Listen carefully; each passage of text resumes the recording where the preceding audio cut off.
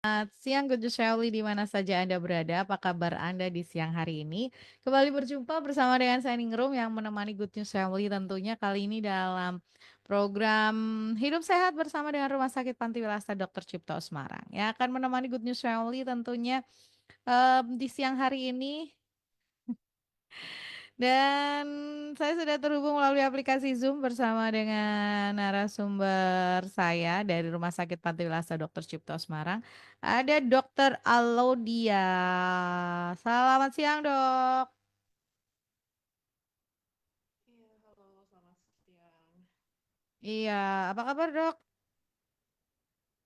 Baik, Ini suaranya dokter kecil sekali ya? kecil ya? Bentar. Heeh, oke. Ini selamat Em, siang. Iya, iya, iya, ya. Eh, semoga sudah terperbaiki ya. Saya nggak tahu, hanya di headset saya atau keluarnya juga kecil. Oke, tapi nggak apa-apa. Buat Anda Good Show yang mungkin hari ini bisa gabung barengan dengan kita untuk ngobrol. Hari ini kita akan bahas satu tema yaitu GERD. Kalau minggu lalu bersama dengan Dokter Edu, kita bahas tentang dispepsia.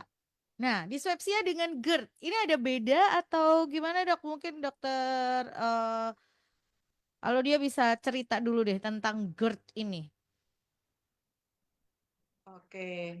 Hmm, Ya, Di sini emang aku hujan sih, jadi nggak tahu ya kedengeran atau enggak. ini udah kedengeran kok, Bentar, udah kedengeran. Keren. bentar Ya. ya. Mm-mm. Kalau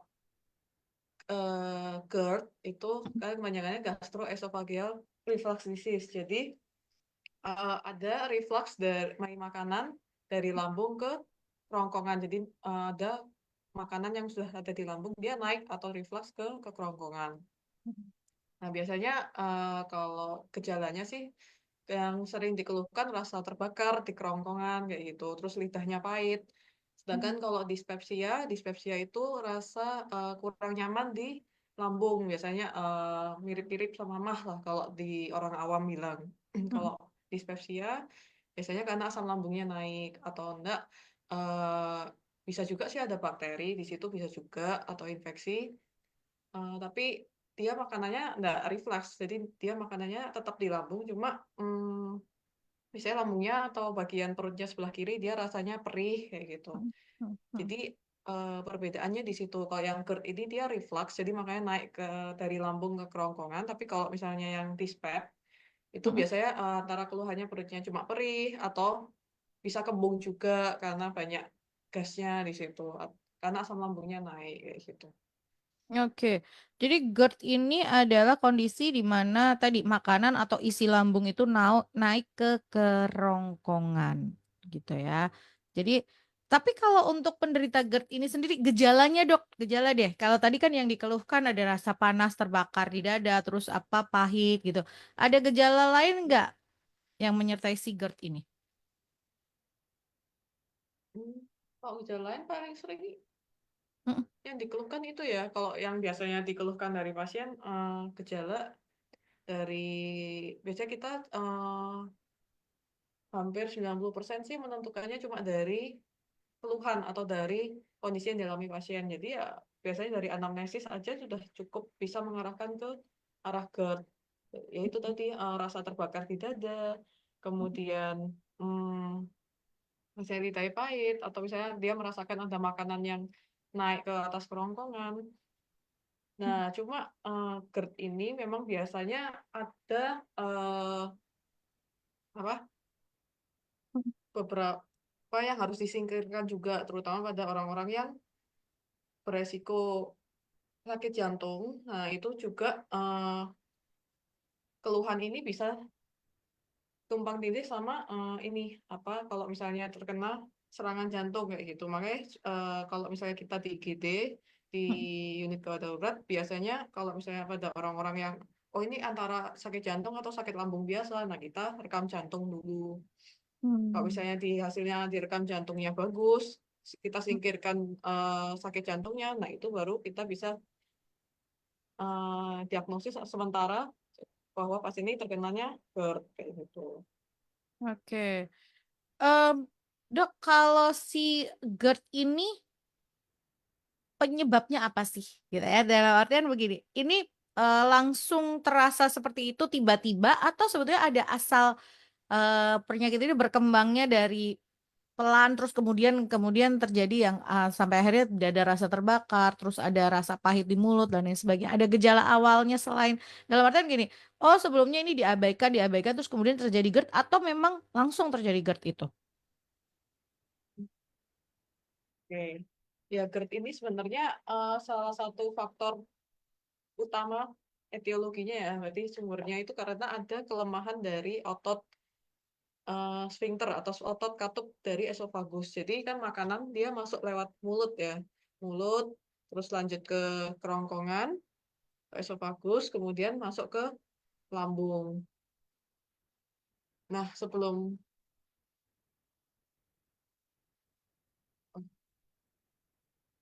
masih terhubung nggak ya, Mbak?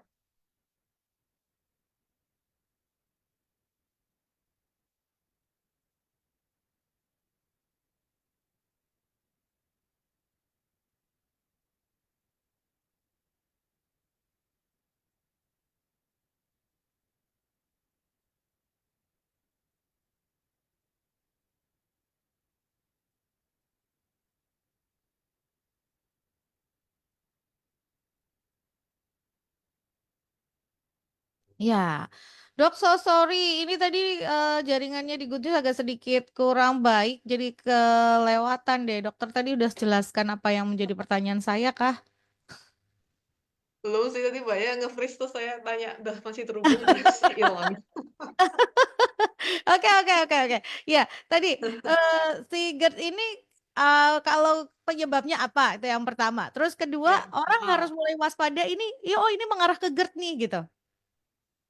oke, iya. Jadi GERD ini asalnya itu karena eh, otot ada namanya otot sphincter ya, otot katup di esofagus sebelum makanan masuk ke lambung, itu kan makanan dari masuk ke mulut dulu pertama, kemudian ke kerongkongan, terus kemudian ke lambung. Nah, Mm-mm, di antara dari kerongkongan atau esofagus dengan lambung tuh ada dipisahkan namanya katup. mm-mm, Sehingga makanan tuh dia bisa membuka, menutup gitu katupnya. Nah, pada orang yang terkena GERD ini katup ini tuh dia melemah.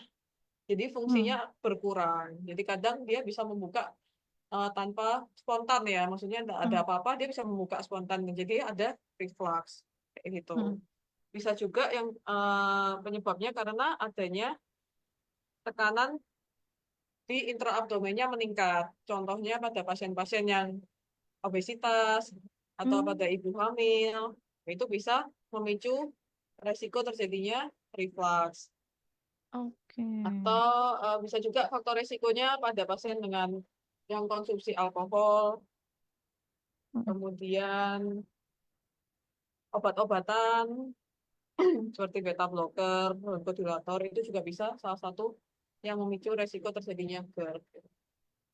Oke.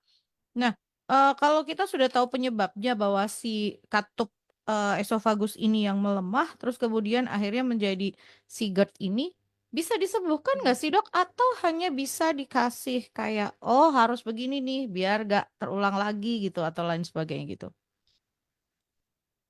Kalau tergantung penyebabnya ya, sebenarnya kalau Mm, misalnya kadang ada beberapa orang yang memang katupnya ini sudah melemah dari dini, jadi dari awal ya memang kayak gitu gitu ya mm, itu nggak mm, bisa mm, disembuhkan. Cuma kita bisa nanti ada pencegahan dari eh, pola makan atau pola tidur mm, sebelum tidur kayak gitu. Tapi mm, kalau misalnya penyebabnya karena yang tadi peningkatan tekanan intraabdomen, jadi contohnya pada pasien yang obesitas atau pada ibu hamil, nah itu ya bisa kalau misalnya obesitasnya sudah dihilangkan, bisa mengurangi risiko terjadinya GERD kayak gitu. mm. Oke. Jadi memang eh apa ya bisa dibilang seseorang yang kena GERD ini memang harus mulai jaga. Nah, kalau soal makanan, Dok. Orang kan ada yang berpendapat bahwa oh GERD ini berarti harus hindarin misalnya pedas, asam atau apa. Ini masuk ke mitos fakta sih sebetulnya. Ini benar atau enggak? Benar. Jadi Hmm. yang makanan yang meningkatkan asam lambung, Nah, itu juga harus dihindari. Contohnya kayak makanan asam, pedas, kecut, Mm.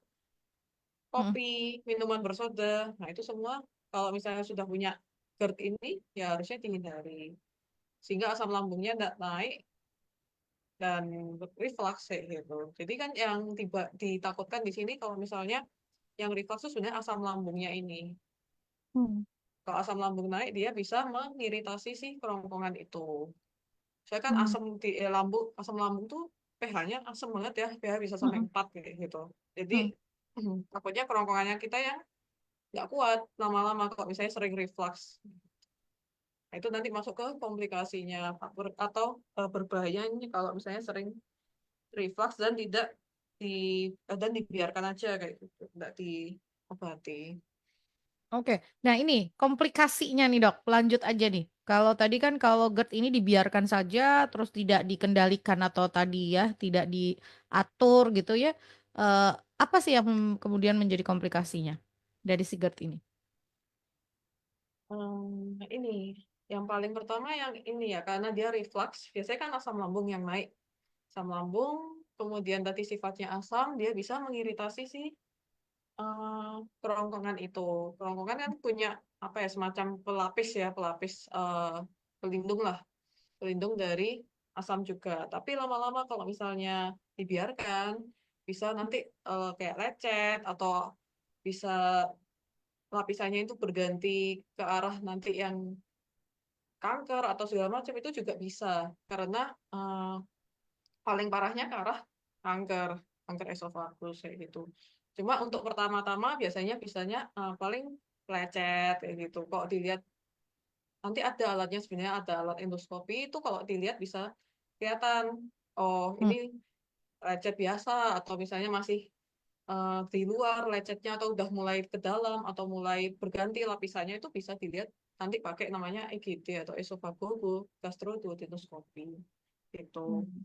Terus bisa juga dia mengecil lama-lama esofagusnya karena ada struktur ya kayak jaringan cut, jaringan pengganti. Jadi kalau misalnya luka lecet kan biasanya ada jaringan-jaringan yang untuk menutup lecet itu. Nah, itu bisa lama-lama esofagusnya itu menyempit kayak gitu. Oke. Jadi salurannya itu semakin menyempit gitu ya karena si menahan tadi kan si asam lambung yang terus-menerus naik gitu. Nah, oke, ini pertanyaan yang baik sih. Selamat siang dok, mau tanya dong, apakah stres atau kecemasan bisa memicu GERD? Terima kasih. Ya, bisa banget ya. Nah, Hmm. karena kecemasan tuh meningkatkan asam lambung yang pertama. Jadi Hmm. asam lambungnya meningkat dulu. Terus kalau misalnya eh, tidak masuk makanan atau gimana, ya bisa jadi naik ke reflux, ke esofagus. Kayak gitu.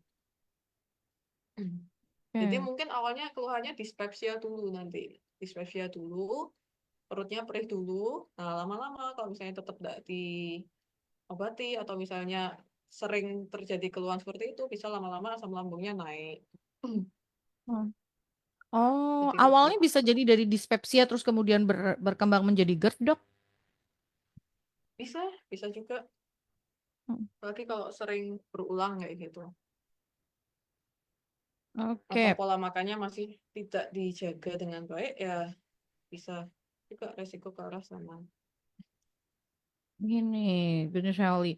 Mungkin buat beberapa orang ini menjadi sebuah gangguan gitu ya, GERD itu, atau mungkin diabaikan. Jangan diabaikan ya. Ini harus mulai di apa sih?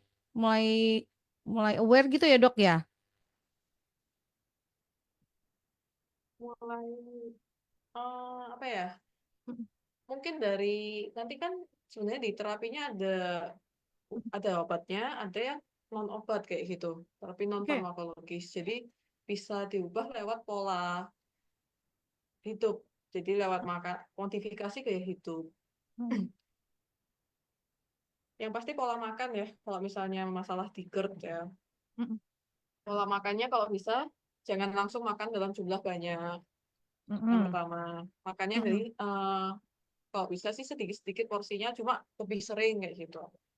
Hmm. Kemudian tadi mengurangi yang apa? mengurangi makanan pemicu asam lambung, contohnya pedas, asam, kecut, kopi, minuman Kafein ya. bersoda, kayak gitu, Mm, mm, kafein, ya. Kemudian ini yang sering kali dilupakan yang ini sebelum tidur. Jadi kalau bisa makan dari jeda makan antara makan malam dan sebelum tidur itu kok bisa 2 sampai 4 jam. Nah, Oke. biasanya kalau orang sering habis makan langsung tidur, nah itu bisa salah satu yang menimbulkan resiko GERD ini. Apalagi kalau misalnya dia sebelumnya sudah punya GERD, lebih beresiko untuk kambuh karena nanti belum sampai turun banget makanannya udah dibuat tidur kayak gitu. Jadi kalau bisa antara jeda antara makan malam sama tidur malam itu sekitar 2 sampai 4 jam. Berarti Kemudian kalau juga posisi misalnya, ini dok maaf saya potong, misalnya jam tidurnya jam 9 malam katakan, berarti maksimal hmm, dia sudah selesai makan malam di jam 7 malam dong dok? iya, kalau bisa paling bagus kayak gitu atau bahkan Hmm. jam 6 kalau bisa ya. Hmm. Jadi makanannya udah masuk ke lambung dulu, nggak resiko untuk naiknya dia mengecil kayak gitu. Terus Oke. yang terakhir tadi Hmm. ini pakai bantal. Hmm. Jadi bantalnya lebih tinggi kalau dibandingkan sama yang biasa. Mungkin bisa pakai 2 atau 3 bantal untuk mencegah reflux tadi gitu. Ini kalau sudah pernah punya GERD ya. Jadi sebenarnya dengan mengubah gaya hidup aja ini bisa mengurangi resiko terjadinya GERD lagi lumayan tinggi. Mungkin saya bisa saya 70 saya 80% kayak gitu. Apabila gaya hidupnya diperbaiki. Oke. Nah, ini ada pertanyaan, dok. Selamat siang, dok. Apakah terlambat makan atau tidak teratur makan bisa juga menjadi penyebab GERD? Gejala mual dan muntah apakah juga bisa menjadi gejala GERD? Terima kasih. Oke.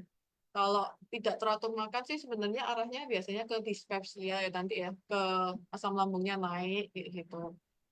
Tapi kalau di terjadi secara Terus menerus. dalam jangka waktu yang lama ya lama-lama bisa asam lambungnya reflux tadi ke esofagus. Mm-mm. Gejala mual muntah sih jarang ya kalau misalnya pasien GERD ya, lebih ke arah tadi rasanya terbakar daerah dada, kemudian lidah pahit tadi itu. Kalau mual muntah bisa arahnya ke Dispep sakit ya. yang lain juga, bisa ke arah infeksi, bisa Hmm. ke arah dispep juga. Apalagi kalau mau muntah berulang ya itu eh, tetap harus dicari tahu penyebabnya kenapa kayak gitu. Oke. Nah, tadi kan dokter sempat sampaikan gitu ya tekanan di hmm, intraabdomen karena Intraabdomen. iya karena obesitas terus hamil gitu ya. Nah, kalau untuk obesitas ada saran untuk menurunkan berat badan nggak sih dok untuk mengurangi si GERD ini? Ya, diet ya. Kalau cara Hmm. menurunkan berat badan, diet dan olahraga gitu. Mm-mm, mm-mm, Jadi ya secara umum sih sama dengan apa cara-cara penurunan berat badan yang lain. mm-mm, Ya contohnya olahraganya harus teratur, kalau bisa 2 sampai 3 kali seminggu, mm-mm, minimal 30 sampai 60 menit. mm-mm. Terus intensitasnya kalau bisa ya ringan sedang, ke arah sedang ya, tergantung berat badannya berapa. Jadi disesuaikan sama kemampuan tubuhnya. Eh, Kemudian dietnya juga kalau bisa karbohidratnya dikurangi, sayurnya ditambah, oh, buahnya ditambah. Tapi ya balik lagi tiap orang beda-beda apa respon tubuhnya. Jadi ada yang kuat, ada yang enggak. Atau misalnya kalau punya sakit lain, misalnya gula atau gimana, ya tetap harus dilihat ini ya. Nggak bisa yang sembarangan diet itu juga nggak bisa sebenarnya. Eh, Oke. GERD. Nah, nih. Em, buat beberapa orang mungkin merasa bahwa aduh GERD nih gitu ya. Nah, tapi dok kalau si GERD ini bisa kan ada sempet gitu ya. Ini mitos atau fakta gitu. Ada yang ngomongin bahwa oh ini meninggal mendadak karena GERD gitu. Sempet saya melihat sempat FYP seperti itu. Nah, apa betul sih kalau si GERD ini bisa menyebabkan kematian mendadak atau fatal secara mendadak atau sebetulnya karena tumpang tindih tadi terhadap sakit jantung yang kita awal tadi juga sudah bahas. Ya, mitos ya, yang tadi yang di awal aku bilang ya. Jadi Hmm, biasanya orang salah mengira ini GERD, padahal ternyata itu lagi serangan jantung kayak gitu. Kalau GERD sendiri sih sebenarnya tidak mematikan ya, tidak mematikan. Hmm, tapi baik lagi kalau misalnya GERD yang udah sampai komplikasi ke arah kanker gitu ya itu bisa jadi mematikan. Tapi kan itu lama ya, prosesnya dalam waktu yang jangka waktu yang lama. Tapi kalau misalnya tiba-tiba GERD terus meninggal ya enggak mungkin sih. Itu pasti ke arahnya ke jantung. Makanya jantung. tadi kalau misalnya kadang soalnya masih tumpang tindihnya agak cukup sering ya, cukup Mm-mm, sering mm-mm, ditemukan. Maksudnya di ini IGD pun itu kita cukup sering menemukan keluhannya cuma nyeri perut gitu. Ternyata pas direkam jantung, ternyata ada sumbatan, ternyata arahnya kok kalah ke jantung kayak gitu.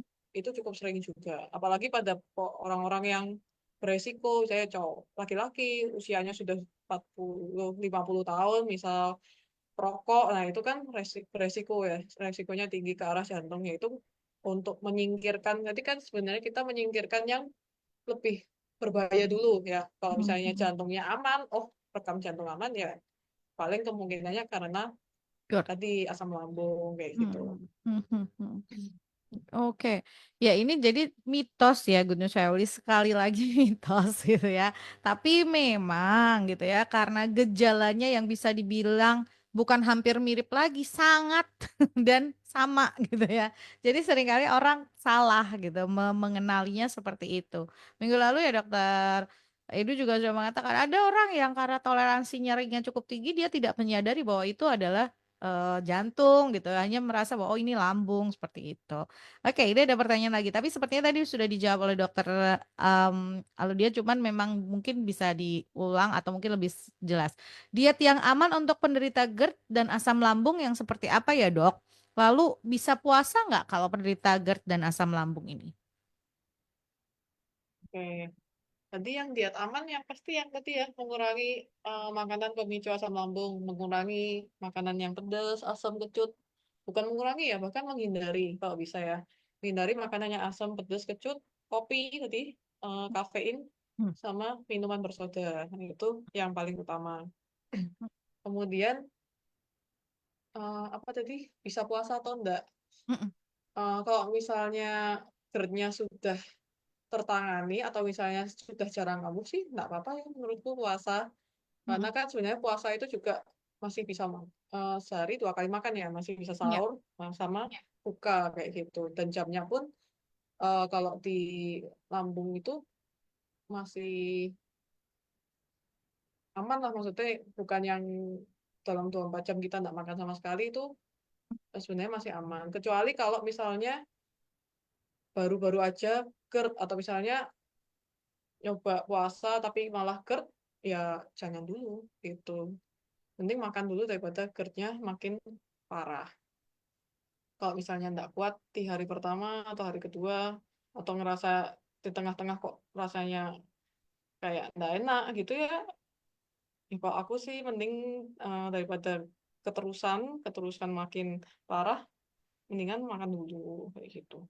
Oke. Jadi memang kalau untuk penderita GERD atau asam lambung dilihat juga ya. Ini baru-baru ini ada tren dia kambuh nggak? Kalau memang tren kambuh ya udah diberesin dulu sampai sembuh baru bisa puasa. Lalu untuk tadi ini diet mungkin diet penurunan berat badan kali ya untuk penderita GERD atau asam lambung gitu ya dok? Dia penurunan berat badan. Mm-mm.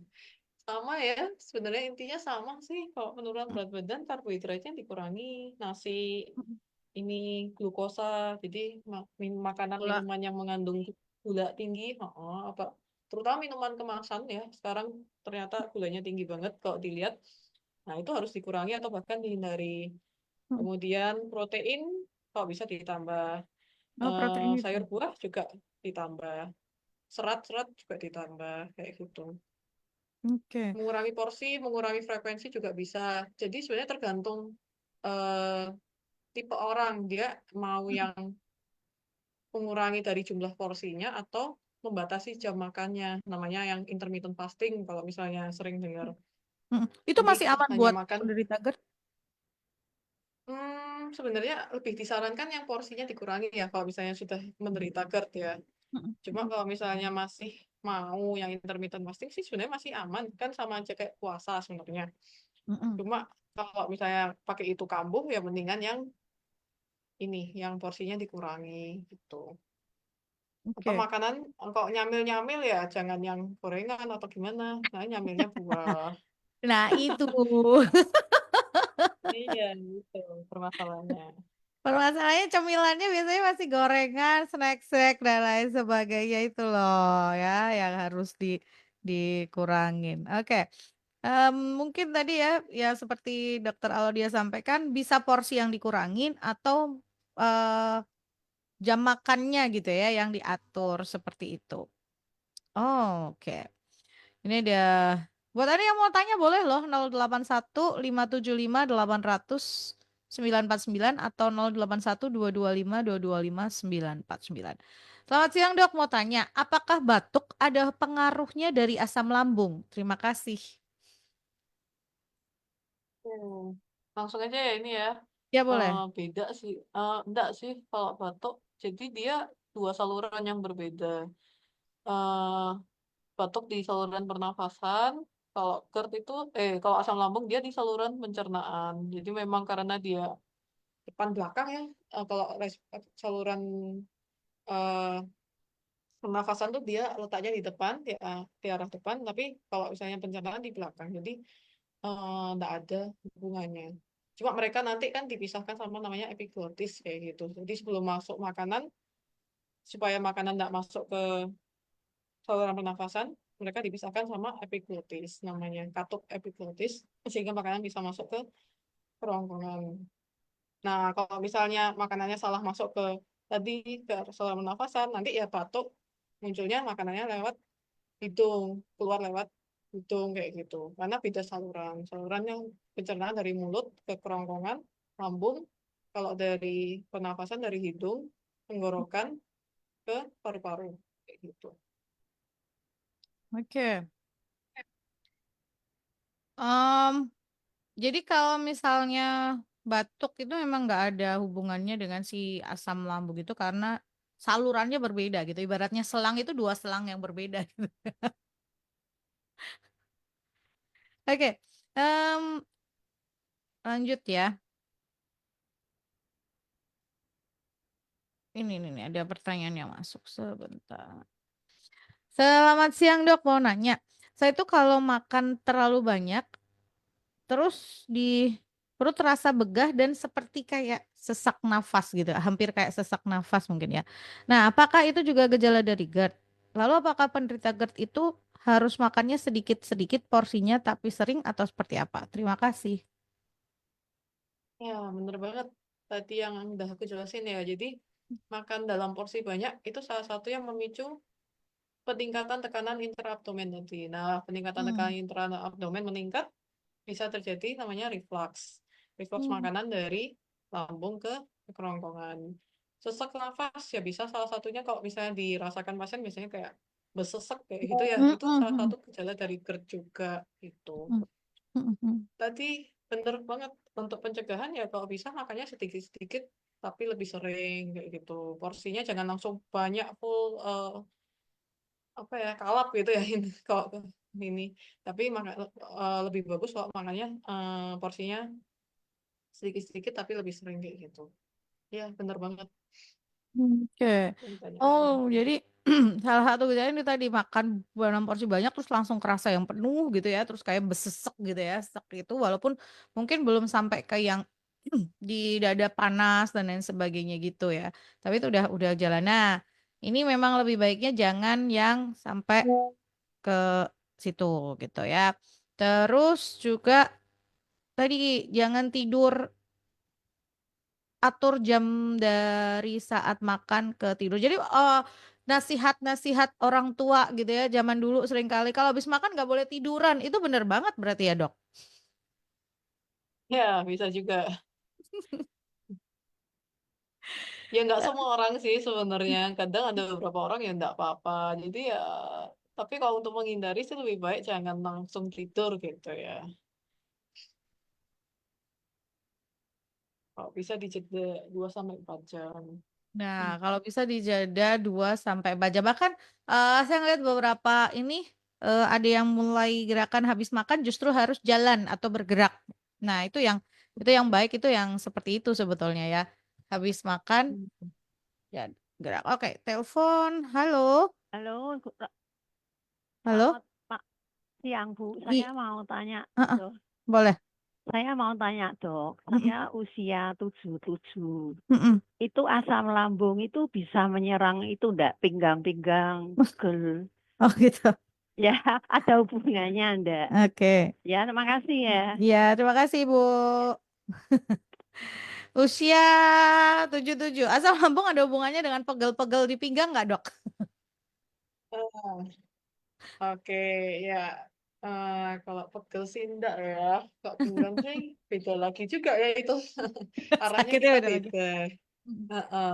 Tapi ya bisa juga kalau misalnya eh, perutnya perih sampai rasanya menjalar kemana-mana ya bisa juga. Hmm. Tapi kalau pinggang kita lebih apa? Lebih arahnya mungkin ke arah otot atau mungkin ke ginjal Ya. sih malahan gitu. Ya. Jadi kadang ada beberapa tempat yang oh ini arahnya kemana? Oh kalau misalnya Mm-mm. sakit di sini arahnya kemana kayak gitu. Oke, jadi kalau pinggang itu lebih ke arah apa? Yang lain gitu ya. Mungkin ada persoalan di otot atau tulang belakang gitu-gitulah ya. Kita pernah bahas tentang HNP dan lain sebagainya itu sakit dan lain sebagainya itu bisa jadi ke situ. Tapi kalau kalau ke asam lambung enggak. Cuman Dok, kalau untuk GERD ini, untuk usia lanjut bisa terkena nggak sih Dok? Oh bisa banget, bisa banget. Jadi kan semua kalau misalnya sudah usia lanjut, semua organ tuh akan berkurang ya fungsinya ya. Ya salah satunya sih otot tadi, otot sphincter atau otot katupnya esofagus ini bisa melemah juga. Nah itu bisa kalau dia melemah, reflux bisa lebih sering rentan terjadi kayak gitu. Hmm. Jadi karena kalau udah usia lanjut, ya semua organnya melemah ya atau fungsinya berkurang. Nah itu salah satu ya yang tidak bisa diperbaiki. Jadi ya dari pola gaya hidup aja sih nanti jatuhnya kayak gitu. Oke. Nah, kalau terapi untuk si GERD ini gitu ya, ada obat yang dikonsumsi karena ini kan tadi kelemahan si otot itu gitu ya. Itu memperbaiki apanya atau kalau tadi sempat dokter jelaskan apa tentang menyembuhkan atau hanya mengurangi gejala seperti itu, Dok? Kita nggak menyembuhkan ototnya ya. Ini Mm-mm, arahnya nanti ke kalau obat-obatan dari asam lambungnya. Kita mengontrol mm-mm, biar asam lambungnya nggak tinggi kayak gitu. Jadi biar mm, produksi asam lambungnya dihambat atau dikurangi. Dan mm-mm, biasanya dikendalikan. obat-obatan yang diberikannya juga tidak bisa jangka waktu pendek, biasanya agak panjang sekitar 2 minggu kayak gitu, 2 minggu atau bahkan sebulan Hmm, atau bahkan 2 bulan kayak gitu. Tadi tergantung dari respon pasiennya kayak gimana. oke. Nah, nih ya kalau oke ini ada pertanyaan baik sekali. Dok, kalau sudah kena GERD atau asam lambung, apakah artinya tidak boleh makan pedas, asam, lalu sama sekali tidak boleh minum kopi, Dok? Atau masih boleh? Terima kasih. Aduh, ini kalau suruh diet agak sedikit susah kali ya. Ini ya menawar ya. Mau nego nih, mau nego. Menenggo. Ya sebenarnya itu balik lagi ya ke masing-masing individu tuh responnya beda. Jadi kalau misalnya sambil dicermati diri sendiri sih, kalau misalnya memang kalau harus habis tiap makan pedes kok malah kambuh atau misalnya makan pedes sampai yang seberapa yang bisa bikin kambuh atau karena makan pedes nggak makan terus tiba-tiba makan pedes biasanya kan itu respon orang bisa beda-beda ya kalau misalnya memang dicoba udah sembuh Yang pertama harus sembuh dulu sih, harus sembuh dulu sampai nggak ada keluhan, baru kita coba lagi. Kalau misalnya masih mau makan pedas, ya dicoba dari yang ringan dulu. Terus jangan tiap kali makan pedas terus ya jangan, frekuensinya dikurangi. Kemudian sebenarnya minum kok, ya nggak apa-apa sih kalau misalnya masih bisa dicoba tapi nggak kambuh, sebenarnya masih nggak apa-apa. Cuma kalau misalnya dicoba malah kambuh ya jangan diteruskan kayak gitu. Oke. Jadi itu ya masing-masing individu beda ya. Heeh. Mm-mm. Jadi buat beberapa orang, buat masing-masing individu memang berbeda-beda gitu ya. Dalam artian begini, ada yang tahannya terhadap level pedasnya sekian, terus kemudian udah langsung kerasa yang nggak enak banget, ada. Tapi ada yang level oh kopi yang begini langsung gitu ya, nggak enak gitu. Itu ada gitu. Jadi ada orang setiap pribadi, setiap orang itu akan berbeda-beda efeknya gitu ya dok ya. Ya benar. Heeh. Yang harus bisa tahu sih ya diri sendiri. Heeh. Hmm, hmm, Dan hmm, yang hmm. bisa mengontrol ya diri sendiri. Gitu. Oke. Em, Dulu itu saya sempat ya ini bercandaan sih gitu ya. Dulu sama ibu saya sama cerita. Orang itu kalau sakit mah itu kayak padahal kan hanya karena makanan gitu ya. Tapi kok sampai sakit mah gitu.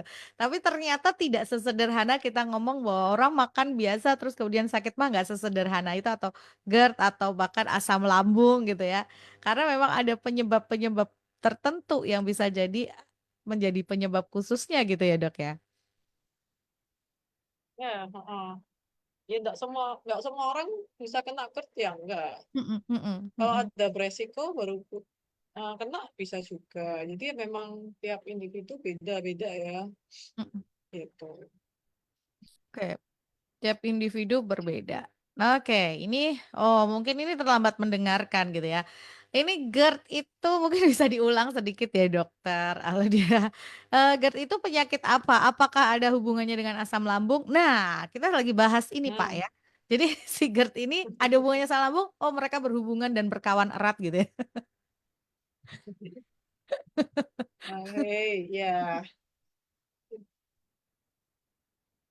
GERD Boleh. tadi ya, reflux. Mm-mm. Jadi uh, uh, dari namanya gastroesophageal reflux disease. Jadi ada reflux dari makanan atau asam lambung dari lambung ke kerongkongan kayak gitu. Ya, Oke, berkaitan dengan asam lambung, iya kalau misalnya asam lambungnya naik atau meningkat, dia bisa naik ke kerongkongan, akan menjadi reflux kayak gitu. Apabila dia jumlahnya berlebih di lambung. oke. Tapi seringkali kalau apa namanya ini kan kaitannya dengan hari ini juga masih puasa gitu ya orang yang puasa terus kemudian terus kemudian aduh kok rasanya kayak GERD-nya kambuh nih berarti kalau saran dari dokter seperti apa ini harus dihentikan saat itu juga atau seperti apa sih dok?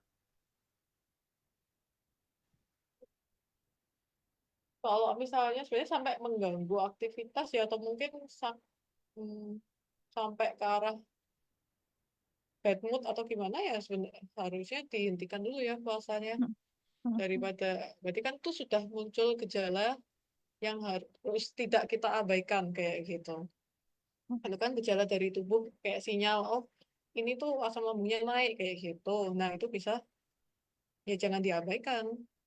Kalau Hmm, bisa sih dikasih obat atau misal ya makan kayak gitu. Kecuali dalam eh, masih dalam batas wajar ya, misalnya perutnya agak perih dikit gitu, atau misalnya masih nggak enak atau kembung gitu ya masih sebenarnya masih nggak apa-apa dicoba. Cuma kalau udah sampai naik reflux sih, kalau saran saya sih mendingan batal dulu, terus besok baru puasa lagi kalau udah enak kayak gitu. Dok kalau misalnya seseorang tadi ya GERD kambuh itu kan berarti terasa reflux ada makan naik lah atau tenggorokan rasa pahit terus dada kayak terbakar. Biasanya kalau saran dari dokter apakah pada saat itu juga harus konsumsi obat atau ada hal-hal yang bisa dilakukan untuk itu kan nggak nyaman banget pastikan ya. Nah, itu apa yang harus dilakukan pada saat itu juga?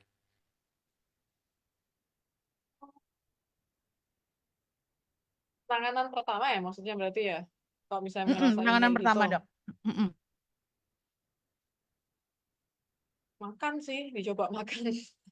Dicoba Oh, makan dulu kalau misalnya berkurang atau gimana, berarti kan perutnya eh, terisi makanan ya, harusnya asam lambungnya dia bisa menurun kayak gitu, enggak yang tambah naik. hmm. Kalau misalnya Mm-mm. dengan makan tetap malah muntah atau gimana ya, mau nggak mau harus masuk obat gitu. Hmm. Mm-mm. Jadi kalau mulai terasa tadi gitu ya, ada eh, mulai terasa naik si asam lambung terus kemudian jadi GERD itu, usahakan untuk masuk makanan terlebih dahulu ya. Iya, untuk mengurangi asam lambungnya tadi gitu. Hmm.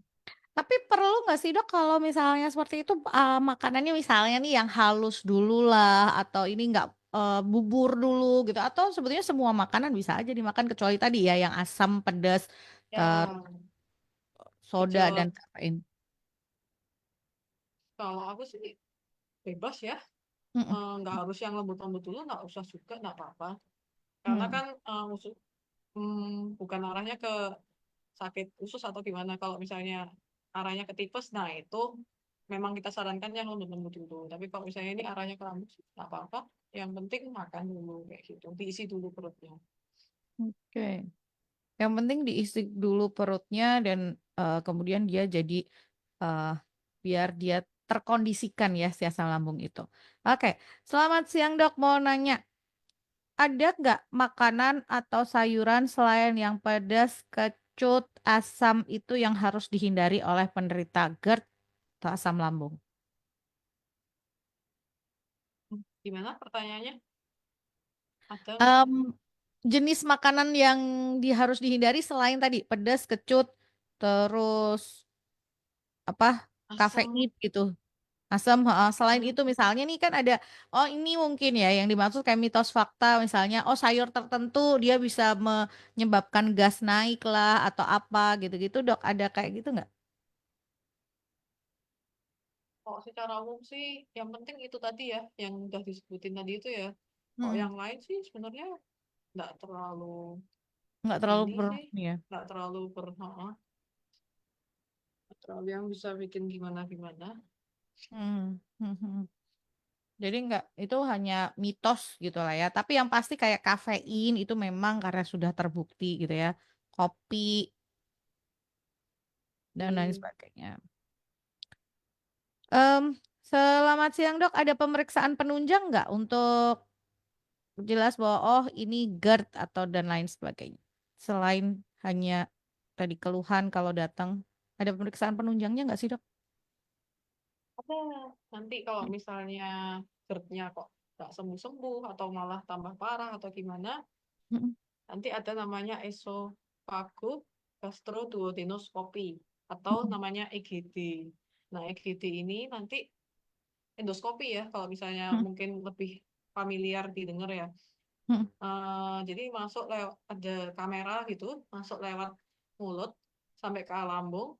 Nah, itu nanti bisa dilihat, oh ini ada kerusakan lapisan atau enggak, ada erosinya atau enggak, hmm, arahnya ke kok bisa GERD berulang nih kenapa? Itu kan bisa harus juga harus dicari tahu ya kok misalnya memang udah minum obat, pola makan sudah dijaga, tapi kok masih GERD terus, perutnya enggak enak terus, bertahun-tahun bahkan berbulan-bulan, nah itu bisa dilakukan pemeriksaan penunjang ini, endoskopi.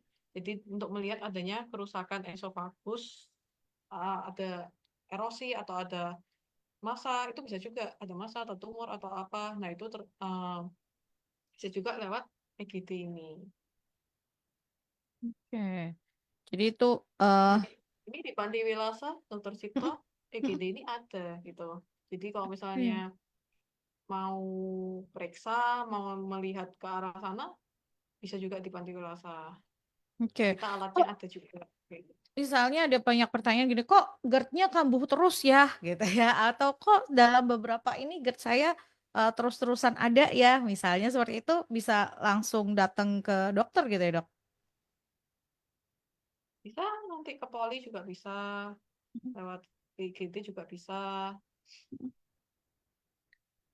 Oke, eh Dok, kalau seorang penderita GERD atau asam lambung lah dan lain sebagainya, itu kapan sih dia harus datang ke unit kesehatan, ketemu dokter dan lain sebagainya untuk periksa? Itu yang pertama. Terus yang kedua, haruskah mereka selalu atau buat penderita seperti ini untuk sedia obat untuk menjadi pertolongan pertama ketika terjadi ini naik asam lambung lah atau si GERD ini terasa sakit gitu. Ya, kalau yang kapan harus ke dokter, yang pertama kalau eh, yang pertama harusnya yang pertama kali ya. Kalau pertama kali merasakan, kita periksa dulu kalau bisa. Jadi jangan menentukan sendiri, oh ini GERD nih paling gitu. Atau misalnya Hmm. ini, oh ini lambung biasa nih. Hmm. Soalnya tadi yang kayak yang dibilang tumpang tindih sama penyakit-penyakit lain juga bisa ke arah jantung kayak gitu. Hmm. Nah, Hmm. itu dipastikan dulu. Jadi benar-benar memang sakitnya GERD kayak gitu. Yang Hmm. kedua, jadi kalau misalnya memang udah tahu, oh ini GERD gitu ya, dikasih obat kok. Nah, itu kan yang pertama nih, pertama kali periksa. Hmm. Terus misalnya udah sembuh atau gimana, kok kambuh lagi, kok misalnya arahnya kok sama persis sama yang kemarin gitu. Ya mungkin kalau mau beli obat sendiri sih, kadang masih terjual bebas ya di luar ya, di apotek. Hmm. Hmm. Mungkin bisa dicoba dulu pakai obat lambung. Kalau misalnya masih tidak membaik 3-4 hari, ya tetap harus ke dokter. Kayak Hmm. gitu. Oke. Apakah perlu diganti atau misalnya eh, nanti ada arah ke arah yang lain juga bisa. Makanya tetap harus periksa ke dokter. Oke. Jadi kalau Kemudian, pernah terjadi. kemudian kalau misalnya kita udah kasih obat, Hmm. misalnya seminggu atau 2 minggu, kok masih sakit terus, padahal udah minum obat selama 2 minggu, ya tetap harus balik lagi ke dokter biar dievaluasi. Oh ini pakai obat ini berespon atau enggak? Atau misalnya malah kita kan kadang kita kasih obat tuh untuk melihat responnya ya. Kalau misalnya Hmm. berespon, oh paling bener nih ke arahnya ke sini. Kalau misalnya enggak ada respon, oh atau arahnya ke penyakit lain itu juga bisa kayak gitu. Hmm. Oke. Jadi 3 itu sih yang mungkin harus ke dokter ya.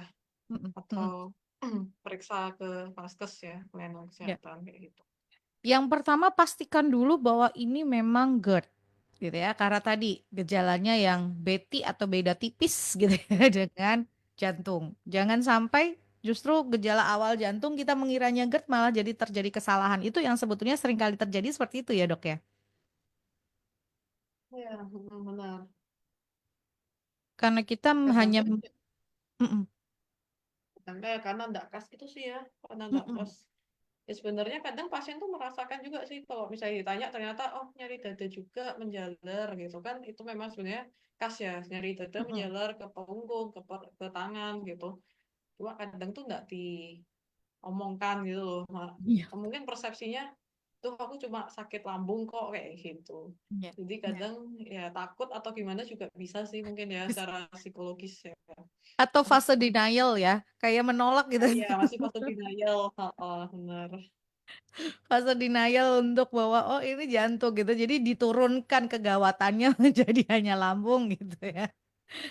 Tapi sekali lagi kalau memang disarankan oleh dokter datang ke dokter itu justru pada saat Anda merasakan awal gejalanya biar ini bisa dipisahkan gitu ya. Bisa dipisahkan bahwa ini adalah si asam lambung atau GERD ini atau dia lebih ke jantung. Biar pengobatannya bisa tepat sih sebetulnya seperti itu.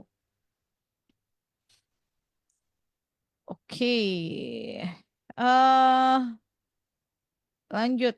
Selamat siang dok, mau tanya kalau rasanya sakit itu sampai tembus rasa ke punggung itu apakah juga GERD atau jantung ya dok? Terima kasih.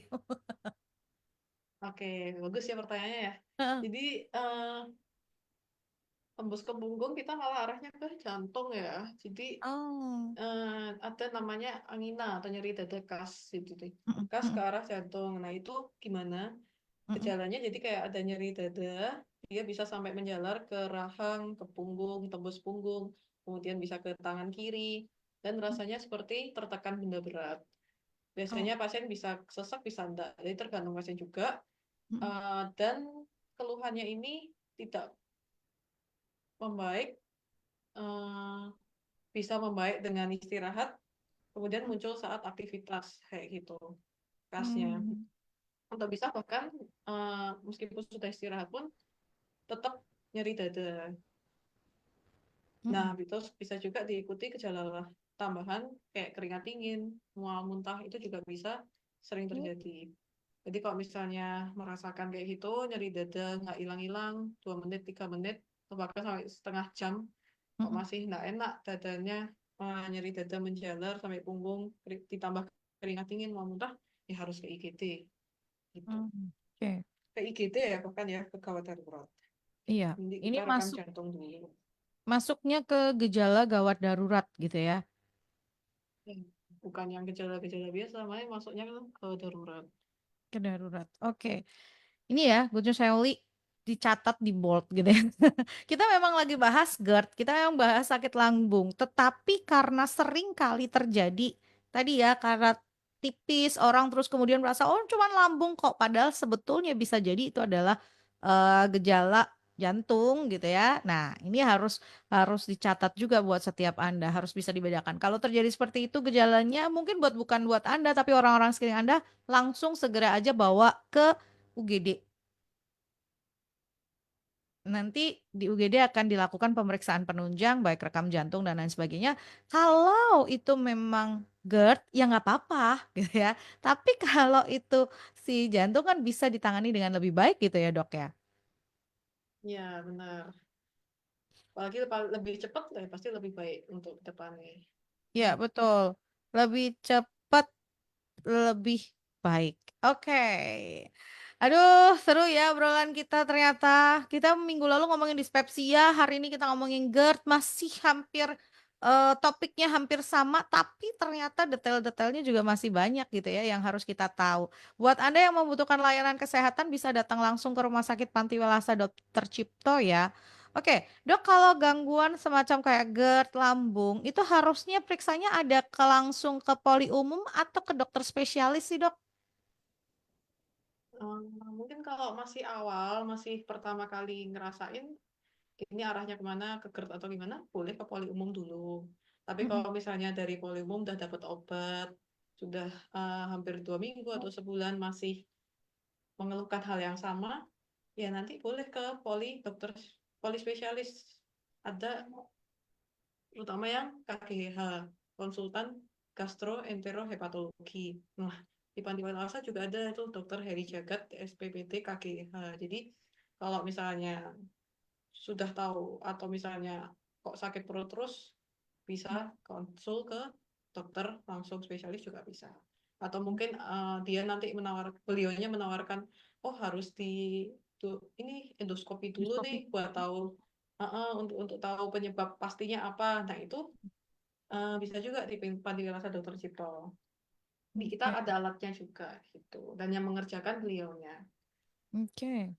Bisa gitu. langsung dilakukan juga gitu ya kalau misalnya memang ini sudah butuh pemeriksaan penunjang dokter merasa ini butuh pemeriksaan penunjang di Pantiwasa Dokter Cipto juga bisa terlayani. Oke. Terakhir dok, Dokter Aulia bisa sampaikan kesimpulan atau sedikit review dari bahasan kita hari ini buat pendengar.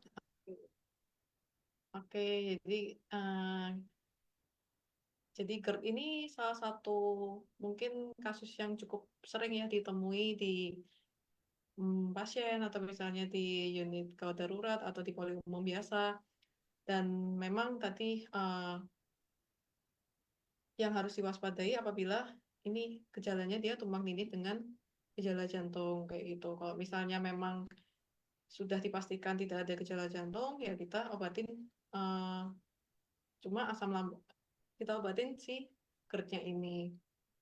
Dan pencegahannya yaitu tadi selain dari obat ya bisa juga dari menghindari makanan-makanan pemicu asam lambung seperti makanan pedas, asam, kecut, teh, kopi, minuman bersoda kayak gitu. Dan juga sebelum tidur kalau bisa dijeda antara makan malam dan tidur sekitar 2 sampai 4 jam. Posisi Oke. tidur juga kalau bisa pakai bantal yang agak tinggi. Nah, itu salah satu pencegahan atau pola gaya hidup yang bisa mengurangi resiko dari GERD. Selain itu tadi resikonya juga bisa dari obesitas atau misalnya dari ibu hamil. Nah, itu Kalau obesitas bisa dikurangi resikonya yaitu dengan mengurangi berat badan.